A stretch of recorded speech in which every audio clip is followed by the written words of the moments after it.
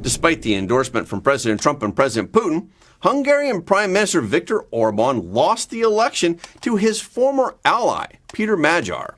So how did Magyar manage to defeat Orban, and where will he lead Hungary?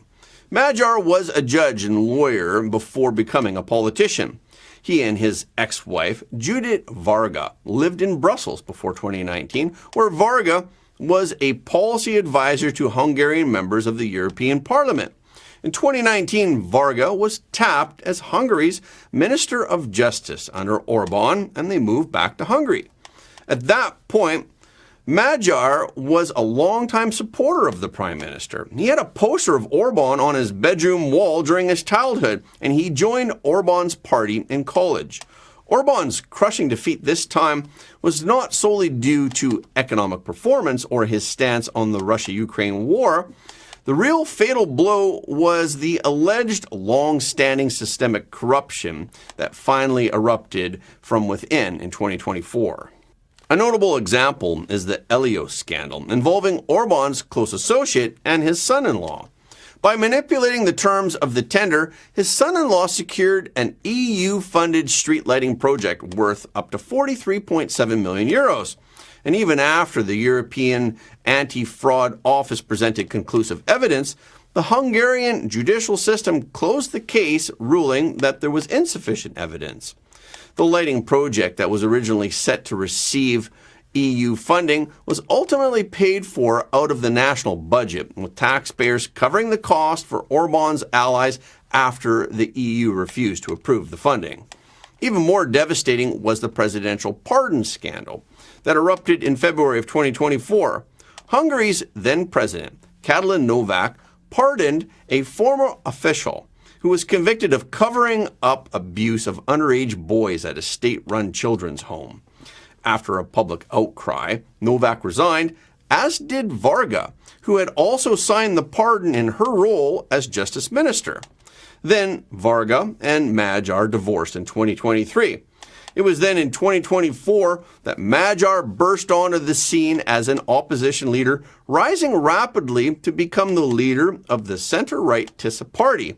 Leveraging his perspective as a former insider, Magyar began to publicly criticize Orban's government. In a video interview in Hungary in 2024, he accused the government of not only corruption, but also of scapegoating female leaders such as his ex-wife.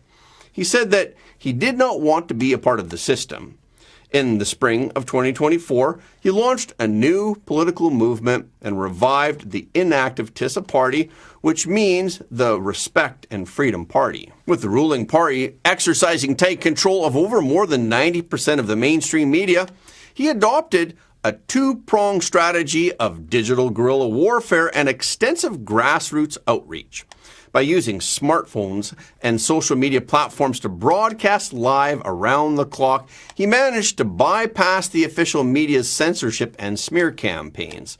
Politically, Magyar did not position himself as a radical leftist or liberal. He successfully established himself as a rational conservative.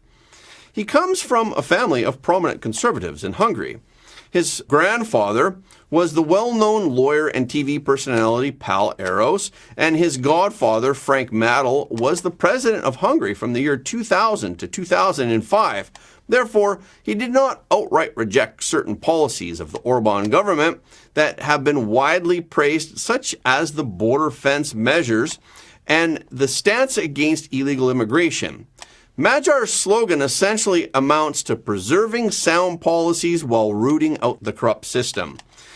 This conservative orthodoxy allowed him to seamlessly attract right-wing voters who were disillusioned with Orban, but who were fearful of a liberal government coming to power.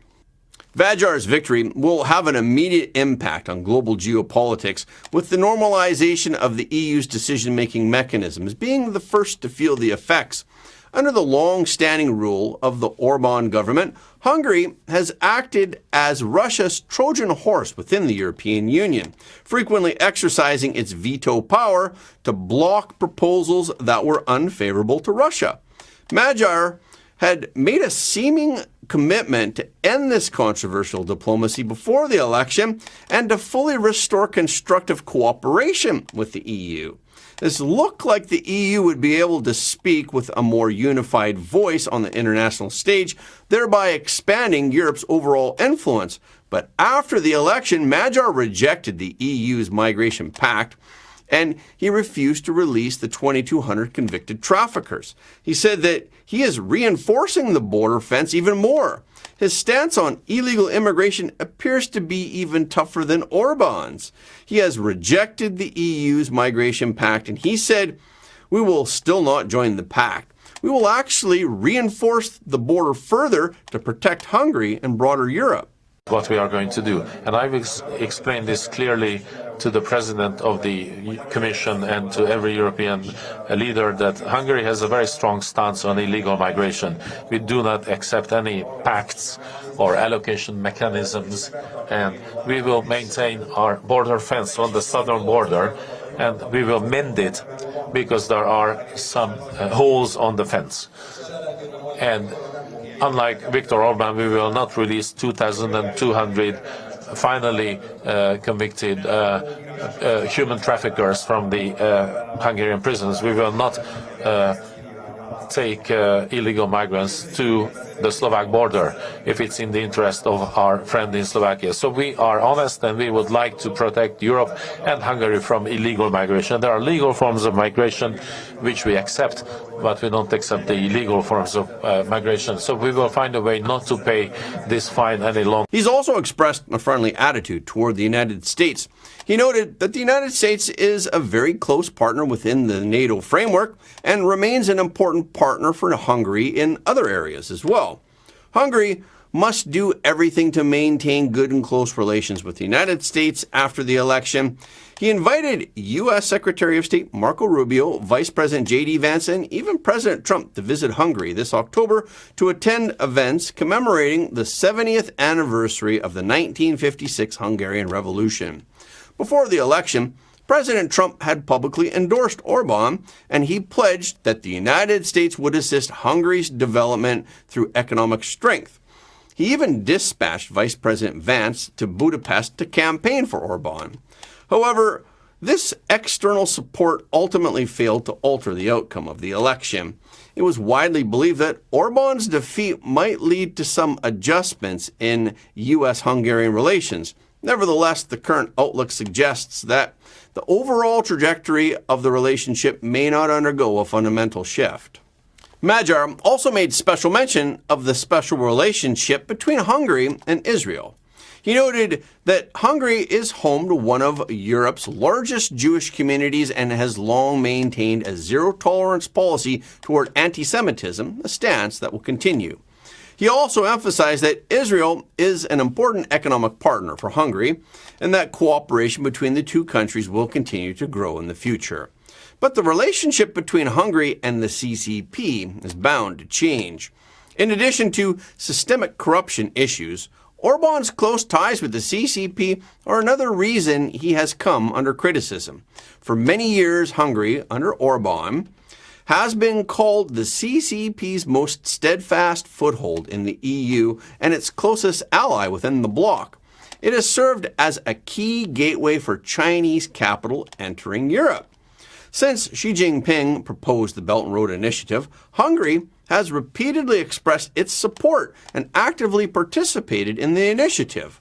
Large-scale Chinese investment projects were introduced during the Orban era. CATL has invested 7.3 billion euros to build Europe's largest battery plant in Hungary, while BYD has invested 4 billion euros to build Europe's first vehicle assembly plant in Hungary. In 2025 alone, Chinese investment exceeded 7 billion euros. From January to February 2026, bilateral trade surged by nearly 55% year over year. These investments have boosted the country's GDP in the short term, but they have consistently faced criticism over environmental risks and a lack of contractual transparency. Since the outbreak of the war in Ukraine, the Hungarian public has been under direct threat from the war.